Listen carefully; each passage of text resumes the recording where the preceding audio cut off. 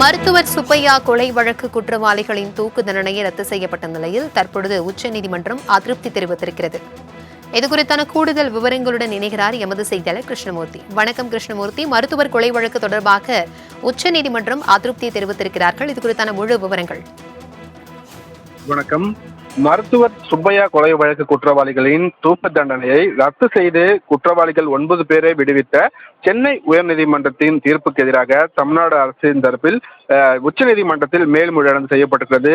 இந்த தீர்ப்பு உயர்நீதிமன்றத்தின் தீர்ப்புக்கு உச்சநீதிமன்றம் கடுமையான அதிருப்தியை தற்போது தெரிவித்திருக்கிறது. நிலப்பிரச்சனை தொடர்பாக சென்னை ராஜா அண்ணாமலைபுரத்தில் பிரபல நரம்பியல் மருத்துவர் சுப்பையா கடந்த 2013ஆம் ஆண்டு செப்டம்பர் மாதம் வெட்டி கொலை செய்யப்பட்டார். இது தொடர்பான வழக்கில் அரசு பள்ளி ஆசிரியர் பொன்னுசாமி, அவரின் மகன்களான வழக்கறிஞர் வாசில், என்ஜினியரான போரிஸ் மற்றும் வில்லியம், டாக்டர் நேம் சதீஷ்குமார் ஆகிய 7 பேருக்கு மரண தண்டனையும், பொன்னுசாமியின் மனைவி மேரி புஷ்பம் மற்றும் கூலிப்படையைச் சேர்ந்த கபடி வீரர் ஏசுராஜன் ஆகியோருக்கு இரட்டை ஆயுள் தண்டனை விதித்து கடந்த 2021 ஆகஸ்ட் மாதம் சென்னை அமர்வு நீதிமன்றம் தீர்ப்பளித்தது. பொன்னுசாமி உள்ளிட்டோர்கள் தொடர்பான இந்த விவரங்களை சென்னை உயர்நீதிமன்றத்தில் அனுப்பி வைக்கப்பட்டிருந்தது.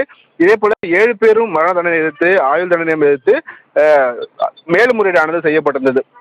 இந்த வழக்குகளை விசாரித்த சென்னை உயர்நீதிமன்ற நீதிபதிகள் அனைவரையுமே விடுதலை செய்து உத்தரவிட்டிருந்தார்கள். இந்த உத்தரவை எதிர்த்துதான் தற்போது தமிழக அரசு தரப்பில் உச்சநீதிமன்றத்தில் இந்த மேல்முறையீடு மனு தாக்கல் செய்யப்பட்டிருக்கிறது. டாக்டர் சுப்பையா கொலை வழக்கு குற்றவாளிகளின் இந்த தூக்கு தண்டனை ரத்து செய்து குற்றவாளிகள் 9 பேரை விடுவித்த சென்னை உயர்நீதிமன்ற தீர்ப்புக்கு உச்சநீதிமன்ற நீதிபதிகள் கடுமையான அதிருப்தியை தெரிவித்திருக்கிறார்கள்.